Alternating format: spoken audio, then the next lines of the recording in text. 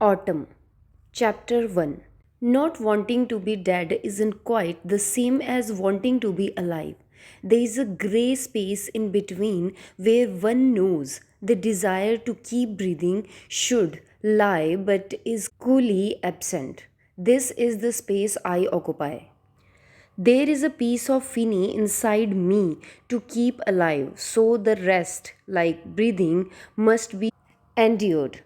Ever since I was released from the hospital 6 days ago, I have gotten out of bed, showered, and eaten 3 square meals that I sometimes don't throw up. Every day I thought this was enough. After nearly a month in the hospital, I thought that once I was back at home, I could coast on not actively trying to kill myself. But no.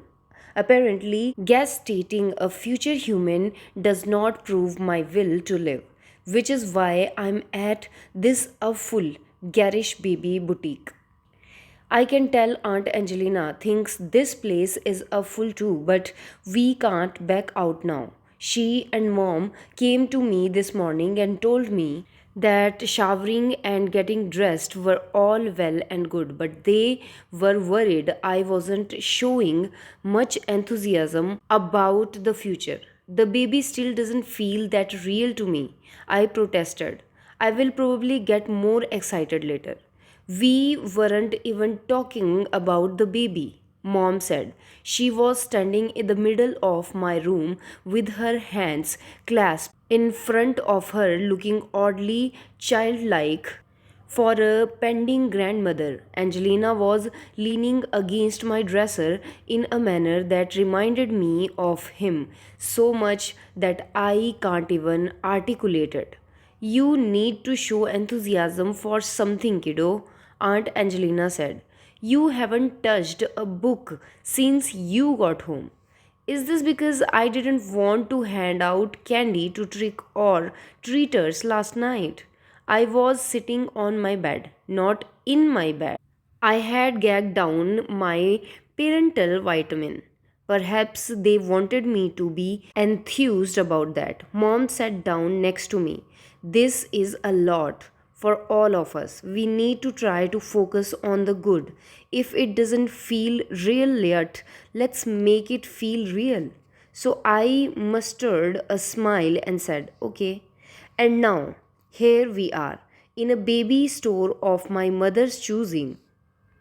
When we arrived, a saleswoman eyed the three of us, Aunt Angelina in her hippie clothes, me in my faded t shirt and ripped jeans, and Mom in her Chanel suit and expensive handbag. Rather than trying to figure out which one of us was pregnant, she focused on Mom, a smart move on her part. Still, we were all handed a glossy booklet like the store is an event we are attending. Apparently there's different kind of babies one can have. There's the modern babies who are surrounded by smooth Danish surfaces and only wear beige, grey, or white. The funny babies who wear bright shirts with ironic slogans and have pacifiers that look like vampire fangs or mustaches, and the hippie babies with their wooden toys who only eat or wear natural fibers, also in beige, grey, or white. Perhaps there's other type of babies, but this store seems to only cater to those three. We are just having fun today. Mom chirps, picking up a few things to get us excited. The sales lady reads the room. We are not in the mood for her full pitch, and she returns to hanging Christmas decorations that it should be too early to put up. Mom confidently leads Aunt Angelina and I to the newborn section and begins to page through the tiny hangers, so I mimic her. There's no way babies are actually this small. I have seen babies before and they have never been this little. I remember holding Angie's daughter at the hospital. Had she been this size?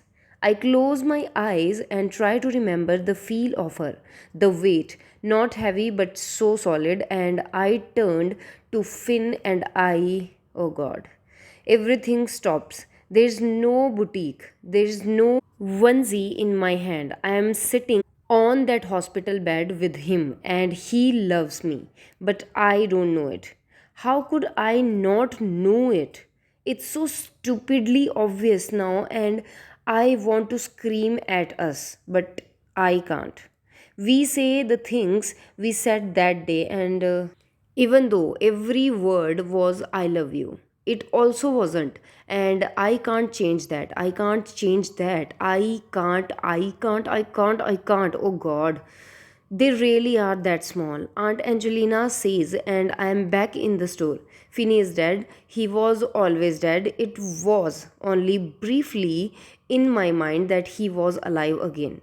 I looked down at the onesie with blue polka dots I am holding. I was just thinking that a newborn couldn't really be this size. They grow fast. My mother says you don't need too many newborn outfits. A few weeks later, they are a whole different baby. There's a pause. Mom, Angelina, and I are assessing each other. If Finny was alive, this is when the mothers would begin to reminisce about the two of us as babies.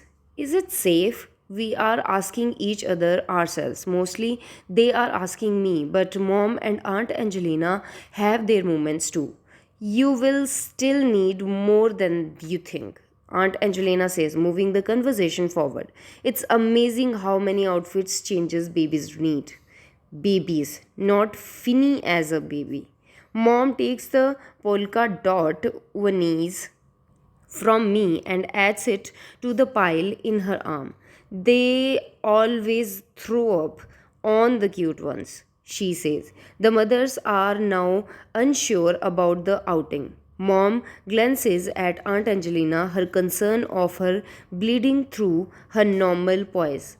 But I am not paying attention anymore. When mom mentioned throwing up, I start thinking about how I haven't vomited in a while, which makes my body say, wait, yes, that's a good idea.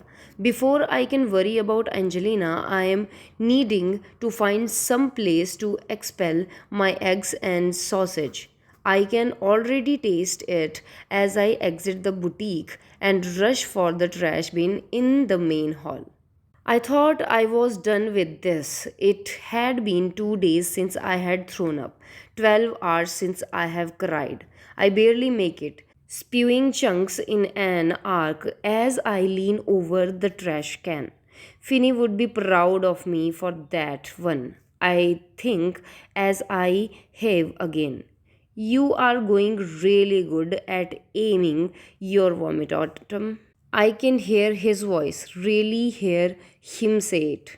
No, I don't truly think it's him, though there was a time when I entertained the idea. I have accepted this new reality without Finny, yet I can't stop myself from thinking about him. And when I do, there he is, my Finny. Autumn? I gasp for air between hives. My stomach muscles ache in new mysterious ways, even when I am not vomiting. Autumn? I'm okay. I have a water bottle in my bag, Aunt Angelina says. Water sounds amazing, and I hope my body lets me have some soon. I take a shuddering breath but don't move from the trash can. Where's mom? Buying the ones you were holding, plus another 100 and so other bites of overpriced fabric. Don't worry, kiddo. I will take you to the resale shops and load you up on baby clothes that you don't have to be fuzzy about. I stand up straight and take another breath, assessing my body. I feel like the captain of a ship amid a squall, telling the old gal to stay steady and ride the waves. Aunt Angelina hands me the bottle and smiles. Thank goodness she doesn't look too much like Finny. Her smile is different. Her hair is darker, her chin sharper. I see him in her, but it couldn't be much worse. Like the way she carries herself with a constant stoicism. Better? She asks. What if I never stop throwing up? I read some women do that. She shrugs. Then you will throw up for another 6 months and it will suck. I don't think I could do it. I swish the water around in my mouth. You could and you would because you had have to, but you probably won't. Aunt Angelina says, being a mother is all about losing control and then surviving it. I spit into the trash can and take a sip of water, but my throat still feels raw. That makes motherhood sounds really terrible. Aunt Angelina pulls me into a hug. It's warmth, it. She says, I feel sick to my stomach in a way that has nothing to do with the baby. I squeeze her tighter. I'm sorry, I shouldn't have said that, I whisper. It's still worth it, Autumn, even if they die. My stomach drops again, but she releases me from the hug and smiles sadly at me. A security guard approaches and asks if we need help or an ambulance. He is not thrilled about my use of the trash can and points out a restroom on the other side of the courtyard, as if that would have helped. Mom comes out with the shopping bags. The guard eyes my middle before getting on his walkie talkie and asking for cleaning services. Mom describes every outfit she has purchased in great detail so that by the time we are in the car, I almost don't need to go through the bags, but I do so that I can thank her for each one as we drive home. Our chatter covers the whole in our day's adventure, the lack of excitement they had hoped to inspire. Everything having to do with this baby reinforced the fact that Finny's not here for all of us. Yet we want this. I want this. He would want this. But that doesn't make doing this without him any easier. So, this is where I live, in a place where every shade of joy must be painted over in the black of Finny's death, muted to the grey of willfully existing.